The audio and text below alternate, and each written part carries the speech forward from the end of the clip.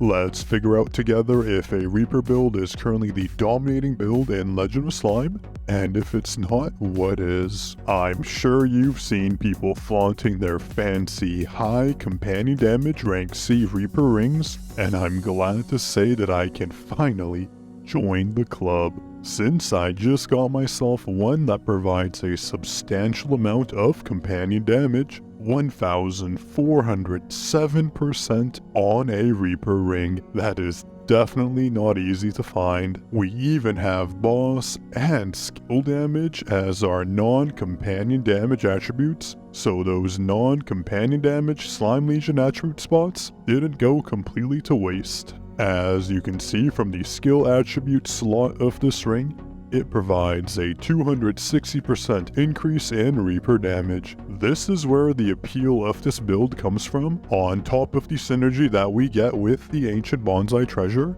giving us 4,960% additional Reaper damage. For a Reaper build to work, you will use Regal Pillow to constantly reduce the cooldown of Reaper, alongside the synergy of Rage and Ruby, constantly proccing the effect of Regal Pillow, making Reaper one of the strongest skills in the game with this combination, since the whole point of a Reaper build is to spam Reaper as much as possible, and with the 0.05 cooldown reduction per companion attack, we achieve that goal. But the question that remains is whether or not changing rings will actually produce a benefit, since our current best ring, this rank S Blizzard ring with 1250% companion damage, although having 150% less in companion damage, still has a 3000% lead in attack, which, as you can see from the rings being switched out, does provide a 17% boost in damage. Well, we can't just sit around guessing all day which build's going to be better. Why don't we just test them out and compare the damage they do on the Inferno 2 Stage 3-7 boss. First, we start out with our non-Reaper build, just using the necklace we've shown before. The toy we'll use will also remain the same, since it is our only mythic toy. And the skill damage boost on our toy should actually help justify using a Reaper build even more, bringing out more of its potential once we do test the Reaper version of this build, since the main difference from these two builds is going to be the skills that we use. Now, for our skills, we're just going to use the skills that deal the most amount of damage. Skills don't actually impact your damage that much, but Rage and Reaper do have the biggest impact. So, with the other 4 skills, don't stress too much when choosing. Taking a look at our relics, as we use pottery as I'm running a chicken, and it is comparatively the best relic with the companion set I'm running. Since most people will have a chicken as one of their stronger companions, pottery will be the relic to use. Now pick Ruby to synergize with Rage, since we do need the companion attack speed boost. Sparrow figurine is the best relic, period. It is currently experiencing a glitch. This is very important to know, since if you already haven't been taking advantage of it, you should be. Essentially, the glitch is that once you do equip it and you start a new battle, all of your companions will use egg throw. Please do not be mistaken and think it's because we have a bird companion on our team. Yes, all the companions will use egg throw currently because of the glitch, and you will see that during our battles. Now, we use Regal Pillow as mentioned on both builds, since either way it is one of the stronger treasures out there from the 4 available. The necklace choice here is dependent on your skills. If you use Meteor Swarm or Evil Spirit, equip their respective necklaces. If you do need HP, use Sacred Necklace, and if you don't apply to any of the above, use Friendship Necklace for a little bit more damage. For this build, we use Kitsune Mask because we are running 3 Ant Companions, so Birdie Mask won't do us any benefit. And for our book, of course, we use Tomb of Disorder because that attack gain is monstrous. Now, we do use a 3 insect build here. Before you comment about needing the exotic bug, you do not.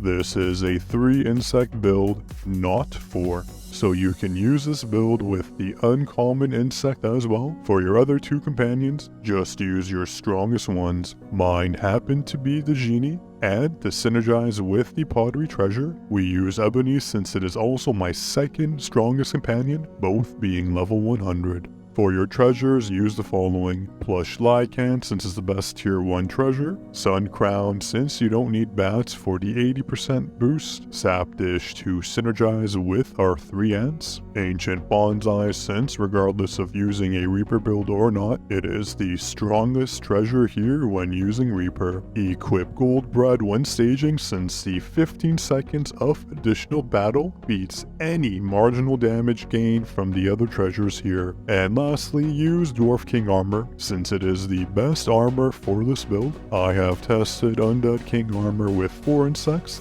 and the damage output was substantially worse, so we will stick with using 3 insects and Dwarf King Armor. Now, as mentioned, we are on Inferno 2, stage 3-7. Let's just see how much damage this base build does. As we push through the battle, I recommend you take a good look at the companions. As you can see, all of them are using Egg Throw due to the Sparrow figurine glitch. Now, with the battle concluded, the stage boss had 1.64U HP remaining. This was where our base build left us off at, and now let's test out our Reaper build and see how the 2 fare against each other. We're going to change out our rings for the Reaper ring to benefit from the skill attribute damage as we mentioned. Next, we're going to unequip all our skills except for Reaper and Rage to take advantage of that utilization with Regal Pillow and Ruby. Let's jump into battle and see what the damage difference will be. As we run through the battle, we can see that the Reaper version of this build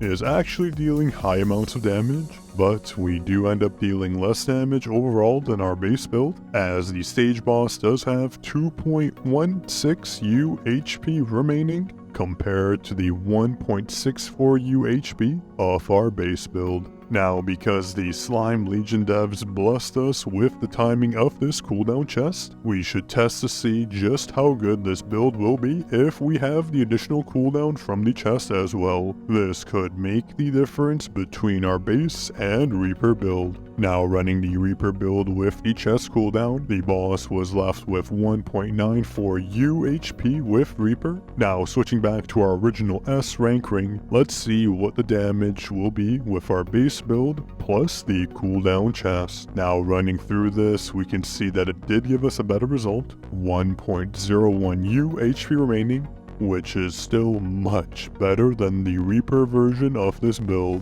So it does look like the base version of this build is far more superior than the Reaper version, meaning this build is still the #1 build in Legend of Slime. I have yet to see a competing build that will do more damage, so be sure to use the non-Reaper version of this build to ensure you're dealing the maximum amount of damage that you can be dealing. And before you comment saying this is wrong because I didn't do the test 100 times, Legend of Slime does have very consistent damage. You will not magically deal 10% more damage from spammy trying runs. You might get minor changes, but nothing significant. Well, let me know, what do you think? Do you still believe a Reaper build is better, or should we just stick to S rank rings? Would you make any changes to this build? And if you enjoyed, please subscribe and leave a comment if you have any questions. I will reply to every comment. Enjoy.